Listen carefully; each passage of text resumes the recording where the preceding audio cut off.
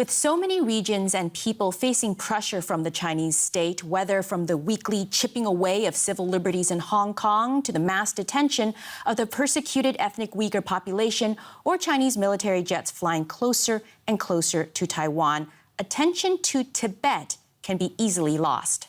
One of the reasons for the lack of coverage is the fact that the territory has been closed and controlled by Beijing as a policed state the longest.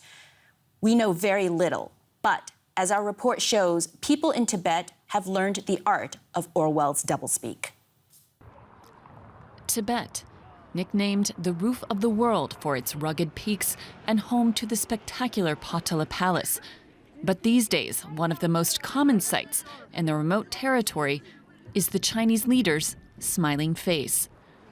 And as China celebrates the 70th anniversary of its control over Tibet, it is broadening its political education campaign. When this monk is asked who his spiritual leader is, he clearly names Xi Jinping. The Chinese president, Xi Jinping. We are under the leadership of the Communist Party now, of course, so we must learn about politics. I think there is no contradiction to study politics in a Buddhist college. But it is no coincidence that the monks at this college are so comfortable with the party line. The monks and nuns who are chosen to go to these colleges are chosen because of their political loyalty.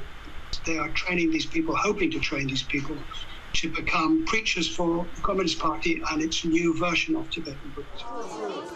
The Chinese version of history is learned from an early age in Tibet, that Beijing peacefully liberated Tibet in 1951. Tibet's economy has grown under the care of China's central government, and that the Dalai Lama, the spiritual leader of Tibetan Buddhism who fled Tibet in 1959, is today a dangerous separatist. And Tibetans should transfer their loyalty from him to the Communist Party.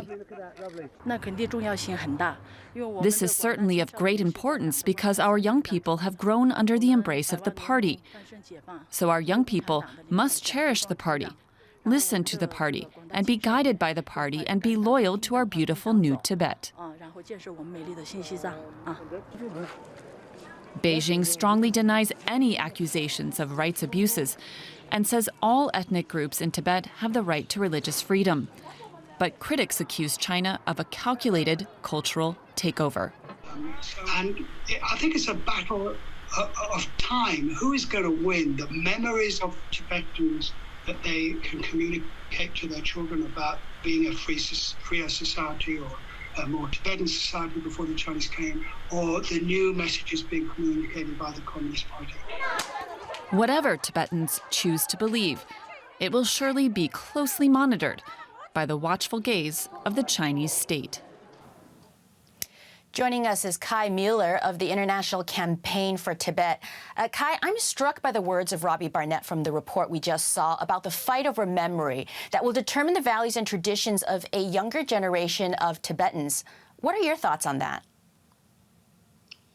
Well, I think it's obviously a struggle over cultural identity, about cultural heritage of Tibetans, which shows in different aspects. For example, if you take language as one important vehicle and instrument to transport or to sort of further develop culture, and the Chinese government's onslaught on the use of Tibetan language, this is clearly one example for the battlefield in Tibet about cultural identity, about the cultural DNA of the Tibetan people itself.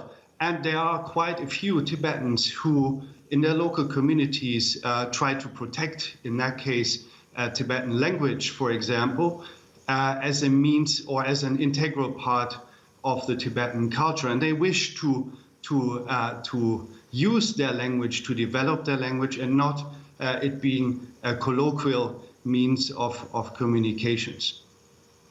I remember my visit to Lhasa more than a decade ago, actually in late 2008, and I remember at the time the Chinese government curtailing the activities of monks at monasteries. Since then, has it ever let up, or has the climate just been getting worse? I think that there's a sort of marker in history which we can identify 2008 and the post-2008 protest situation, which was followed by Tibetan protests in terms of self-immolations and other single protests by monks who then were detained. So the climate under Xi Jinping in particular and under the then TAR party secretary Chen Guangguo, who moved on then to the Xinjiang area, as we know, has really worsened, leaving less and less space for Tibetan communities, let alone for protest or dissenting views of Tibetans. Now, you mentioned Xinjiang. We know that there are detention camps there. Is that also happening in Tibet? Well, it is somewhat a similar situation, but not quite so if one compares Tibet and Xinjiang. There's certainly a different narrative applied to Xinjiang with regard to extremism, with regard to so-called anti-terror measures, which we do not see on that scale in Tibet. In Tibet, it's rather the narrative of anti-poverty or anti-poverty measures, poverty alleviation and social development, which is being used to justify those measures and, in fact, overall the rule of the CCP in Tibet. With regard to those allegations of camps, there have been reports indeed about coercive labor programs which insinuate or which imply that there has been a considerable sort of repression vis-a-vis the rural population in Tibet, and that those Tibetans do not have a choice but to participate in those programs, which would uproot them from their cultural environment and from their families, as they are said to be sent on to factories. Kai Mueller, thank you so much for joining us.